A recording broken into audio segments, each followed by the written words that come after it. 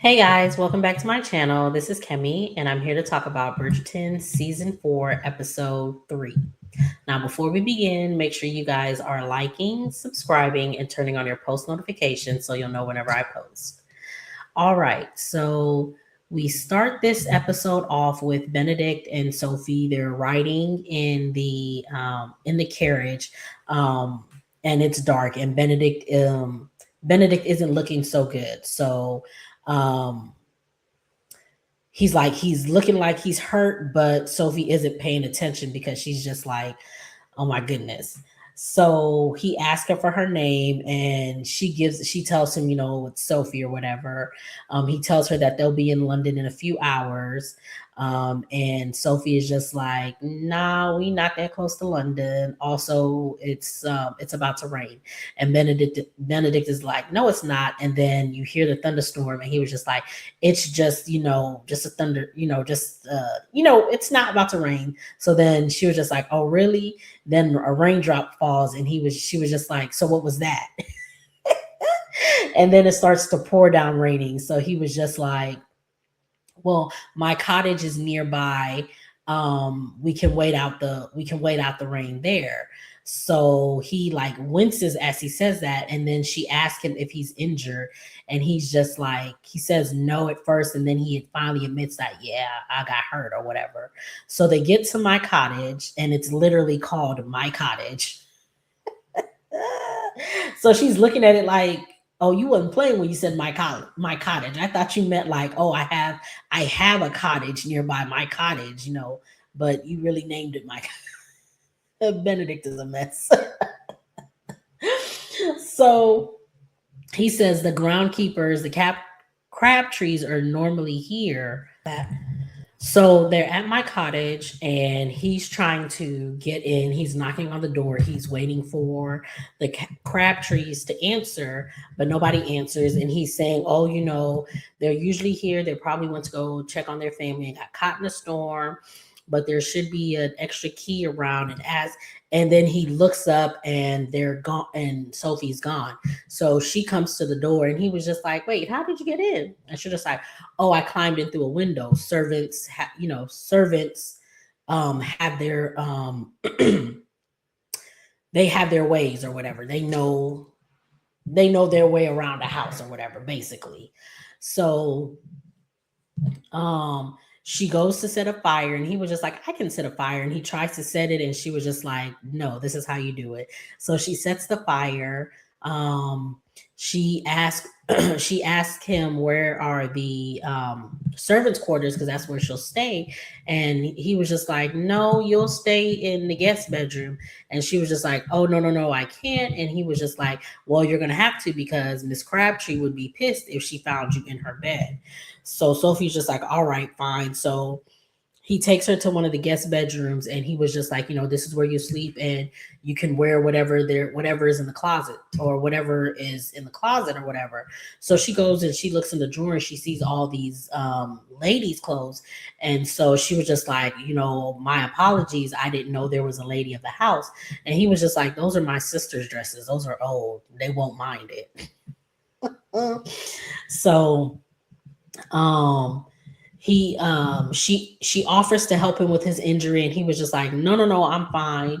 um Everything's okay. So he leaves. He goes to his room, and then that's where we see his cut or whatever.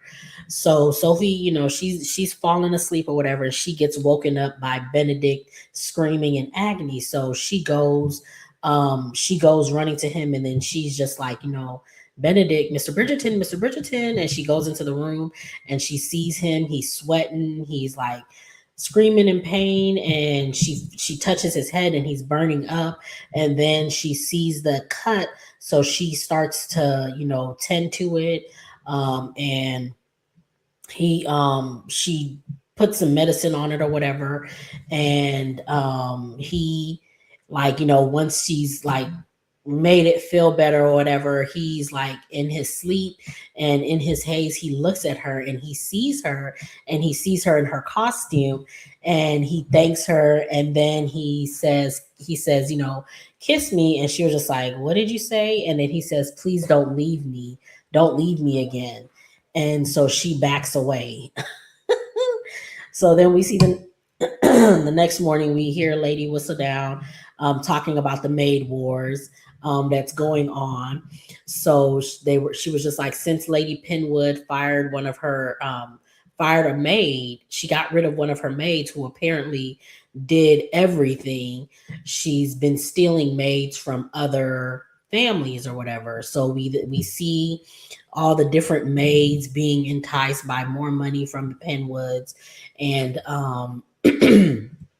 sorry, being enticed by more money from the Penwoods, and then they all start to go and start working for Lady Penwood or whatever. So we see the Crabtrees. They walk into. They're looking at Benedict and Sophie, and they see Sophie sleeping on the couch, and Benedict is sleeping in the bed. So they clear their throat to wake them up or whatever, because what's it called? Miss Crabtree was just like, what is going on here? So they wake up, and Sophie's just like, oh, sorry, I'm ready to help or whatever. And Bennett, he what's it called? What's her name? Sophie and Mr. Crabtree leave the room, so that Miss Crabtree can tend to his wound. And so he tells her what happened and how she was attacked at the last house. And she was just like, oh, she's going to be a guest and she needs to be treated like a guest. So we then see we see Violet. She asked Miss Wilson if she's happy at the home, because again, they have that maid wars going on or whatever. And Miss Wilson tells her, we're all happy. You don't have nothing to worry about. We're all good at this house. Y'all treat us well. Y'all pay us well. We ain't going nowhere, basically. So then Violet talks about her daughters, and oh no, she's talking with her daughters, and she asked Francesca if she wants to go with her to go do something. And Francesca was just like, oh, me and John already have plans with Colin and Penelope. And Eloise is just like, oh, really? And Francesca was just like, oh, we didn't, like, she was like basically saying, we didn't, not that we didn't invite you or whatever, but it was just like, it's kind of like a married people thing, and we didn't think that you would want to come because you hate married people, basically. And Eloise makes a dig, and Violet was just like, well, she talked to Benedict, and Benedict told her to leave her alone, and Eloise is happy, and she was just like, oh, really? And then Violet says, since I'm not going to push you towards any suitors, you'll be chaperoning Hyacinth and her finishing courses, like her learning how to set the table, her learning how to dance, her learning how to become a deb, basically. So Eloise is going to have to chaperone her from now on or whatever. And Eloise is just like,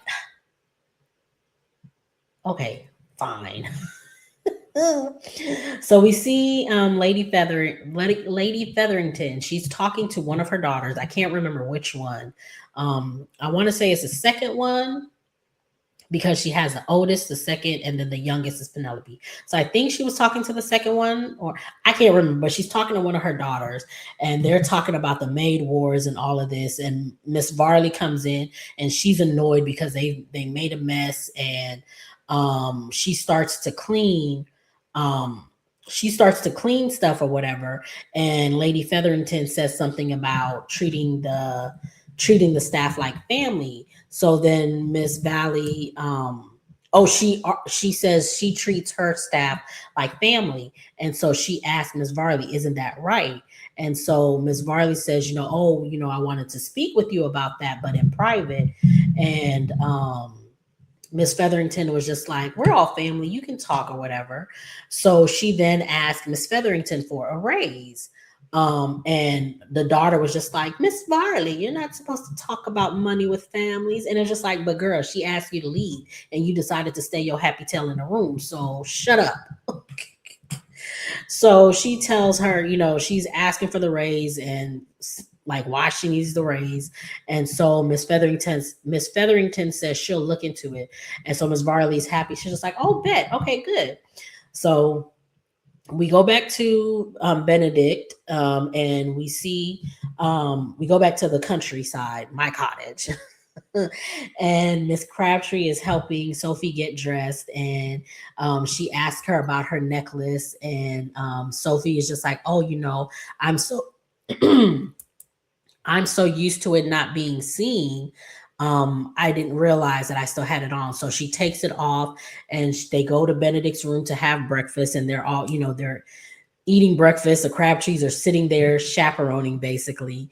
And Benedict is just like, I've never seen somebody so enthused by food, because Sophie is just like eating like she ain't never ate before. Because she's not, of course the servants and the maids aren't used to that or whatever. So Benedict was just like, oh, speaking of Mr. Crabtree, can you help us prepare a carriage so that we can go back to London? And Miss Crabtree was just like, you ain't going nowhere until you heal, until you have been rested and you're healed. Y'all are staying here until then. And he proceeds to try to like talk her out of it. And she's just like, yeah, nah, I ain't having none of that. So Benedict was just like, okay, well then fine. Sophie's a guest, and Sophie wants to she wants to help Miss Crabtree. And he was just like, no, you're a guest. You're not here as a worker. You're here as a guest. And she was just like, but I can. And he was just like, no, don't you know how to leisure? Or leisure, or however he said it. And she was just like, I know how to leisure. And she stands there and she's just like, so she walks out, she goes into the garden, and she's walking around the garden, and she looks at the flowers or whatever, and then she sees a root, and she's looking, and then she's just like, so she goes down and she pulls a root. And when she pulls the root, she falls back and she gets dirt on the dress. So she starts trying to clean off the dress, and it's just like she can't sit still. She can't stop. She's so used to always go, go, go, go, go, because that's what she's always done, that she just can't be. So Benedict wakes up and he looks outside the window and he sees her walking, out of the garden and just walking, and she trips, and then she looks around like hopefully no one sees her. And then Benedict's like, he chuckles when he sees her or whatever. So we see the queen, and she's talking with Lady Danbury, and they're talking about the maid wars. And Miss Danbury really isn't into it. She just wants to leave, because she's just like, I understand that you want me here, but I don't want to be here. And talking about the maid wars, this is boring. Like all of this is, ugh. So we see Francesca. She's with John, and she wonders why they just finished having sex, and she's wondering why they haven't had a child yet. And he tells her it's only been a year since we've been married, and we just restarted recommitting ourselves to each other the last few months. And she wonders if it's something that she's done. And he tells her, well, maybe it helped that I've heard that whenever you reach your pinnacle, that's when you may come with child or whatever. And he asked her, you are reaching your pinnacle? And she was just like, yes. So we then see Sophie. She walks into the library and she sees Benedict. And she was just like, oh, I'm sorry or whatever. And he was just like, oh, you're good. And then he asked, and she was just like, oh, I just came in here to see or whatever. And he was just like, oh, can you read? And he was just like, my apologies. That's not something to ask. And she was just like, yes, I can read. And he was just like, really? I've never seen a maid who could really read. And she was just like, well, at my old house, I used to sit in with the kids for their reading lessons or whatever.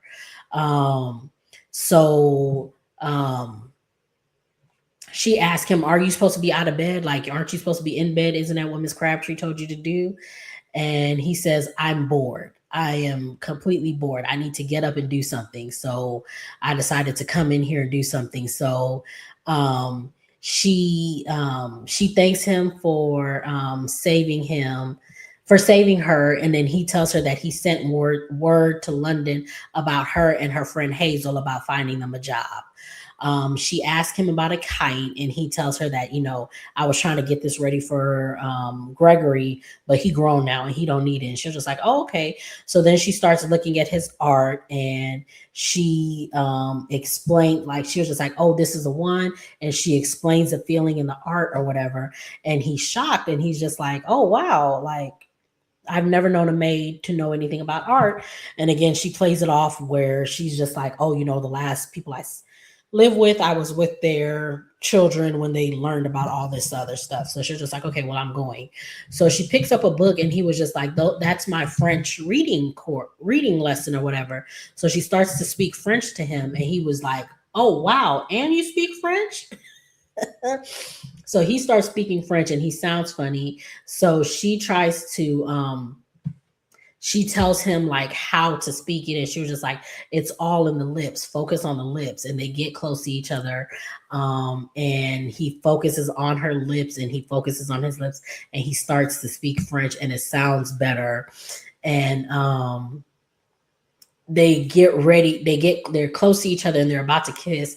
And Mr. Crabtree comes in, and he tells Benedict, "My wife is coming. If she sees you out that bed, it's about to be your ass.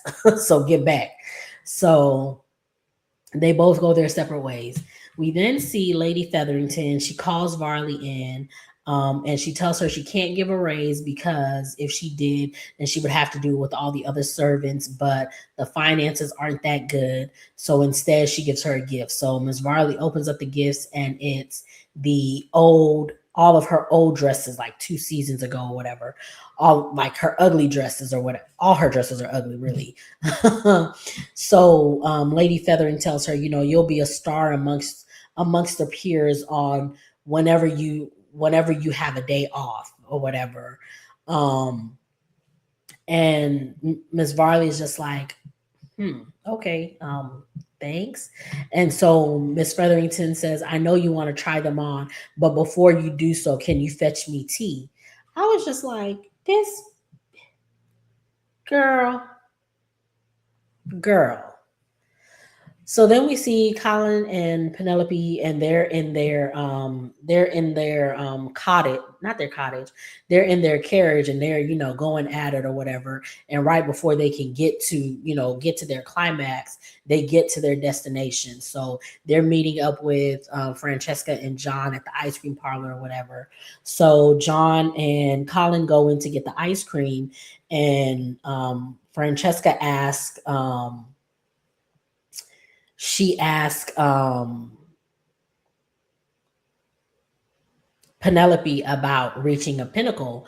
And as she asked her what a pinnacle is.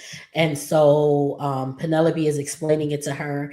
And then she asked her, "Well, have you got one?" And I'm so sorry, y'all.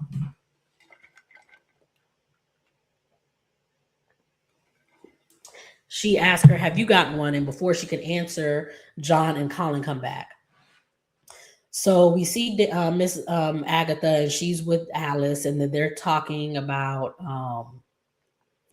how she's doing. And Alice is asking Agatha how she's doing, and she proceeds to tell her about the issue that she's having with the queen. And Alice gives her advice, saying that you're her friend, and maybe she needs a new lady in waiting. And Agatha's just like, okay. So we see Sophie, she's in the kitchen, and we're back at my cottage, and Sophie's in the kitchen, and she's washing dishes, and Miss Crabtree comes in and chastises her. She's just like, "You're not supposed to be doing that. You're a guest. Stop it." And Sophie's just like, "No, no, no, no, I can help." And she's just like, "No, stop." So she was just like, okay. So she stops washing the dishes, and Miss Crabtree goes to start washing it, and she tells her to go and sit down. And so Sophie sits down, and then they start talking about Benedict. And Miss Crabtree tells her that Benedict is kind, but they must not forget their place. They must not forget their place or whatever. So we see Violet, she's speaking with the ladies of the ton, and they're talking about the maid wars, and how the lady who's doing this event right now, how her one of her maids left her to go work for Lady Penwood. And so as they're talking, Violet sees Marcus and she decides to go talk to him. So they go talk to each other, and he's asking her, I wonder if you're he asked her, he wonders if she's avoiding him since they haven't been able to spend any time alone. She gets flustered, and then she gets real flustered and starts talking a mile a minute. And he was just like, we can change the subject. So they change the subject, and then they start walking or whatever, just talking with each other. So we then see Lady Penwood. She shows up, and all the other guests, we see them, and they're annoyed by her, because again, she's been stealing all of their servants or whatever. And we see one couple, they're signing like, oh, she's the worst. And I was just like, oh, I love that they have I feel like in this season they have a lot of representation, because Hazel, the other maid for that was attacked by the Cavenders, I think that's what they were called. She has one arm, so she has a nub on her other arm, but she's working just like anybody else. And then we have the hearing impaired couple on the show or whatever. So I was just like, I love that they have representation on this show or whatever. um Lady Penwood comes, and she goes to the guest, not the guest, but the host, and she says something slick to the host, and the host is just like, and she walks off. So we see Benedict, he's in his bed, and he's throwing up one of those little stress balls in the air, and he's bored. So he just gets up and he goes outside.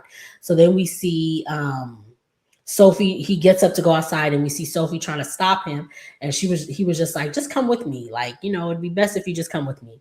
So they go outside, and they start flying a kite or whatever. And they're enjoying themselves, and the Crabtrees are looking on, and Miss Crabtree is like wondering what's going on with them or whatever. And she just hopes that Benedict won't do anything that will ruin Sophie. So we see Eloise and Hyacinth. They're at their dance. They're at their lesson, and Eloise is bored, and she keeps making jabs about being, a married person. And because in this lesson we're learning how to, Hyacinth is learning how to set a table or whatever, and she keeps making jabs, but they're not paying her any mind.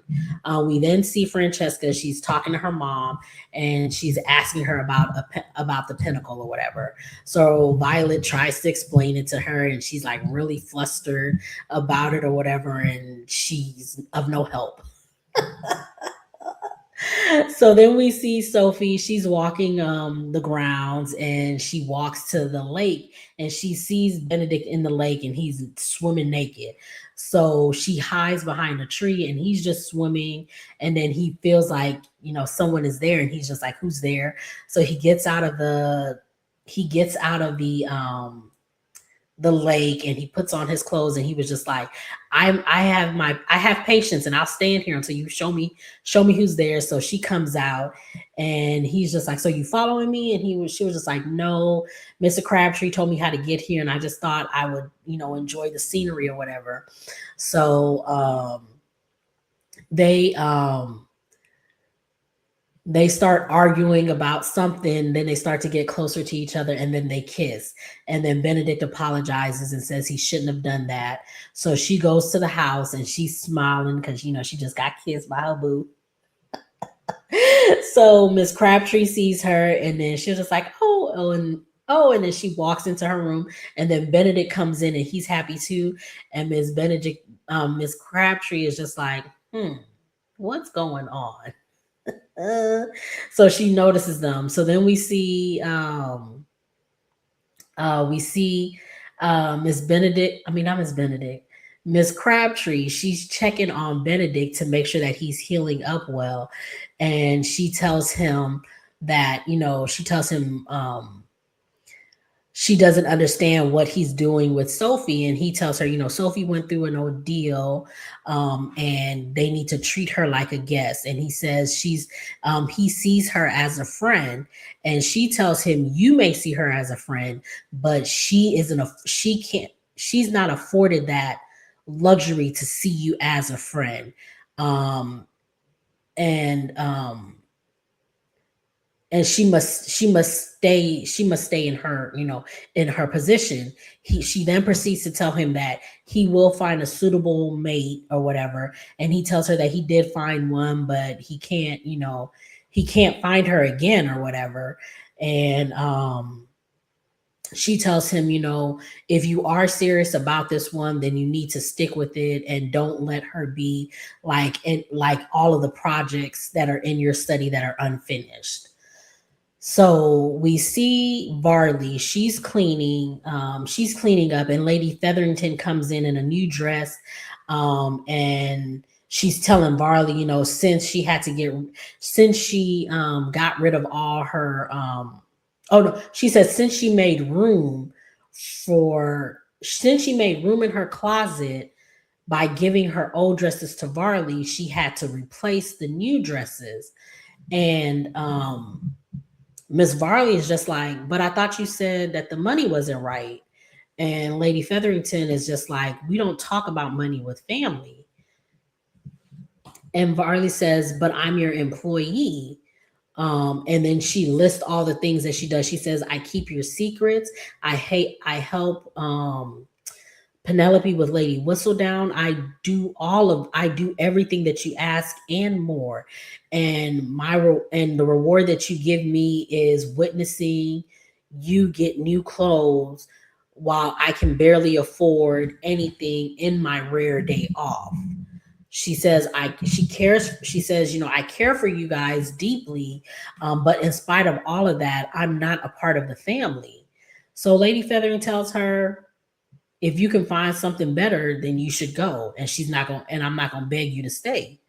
And so Varley says, okay, and she leaves. And I was just like, Lady Featherington, ma'am, that lady has been your day one since the beginning. She has been there for you, did all of the things that you wanted her to. She was writing them letters to Marnie, um, on behalf of that guy, and she was doing all of them things for you, and you can't give her a raise.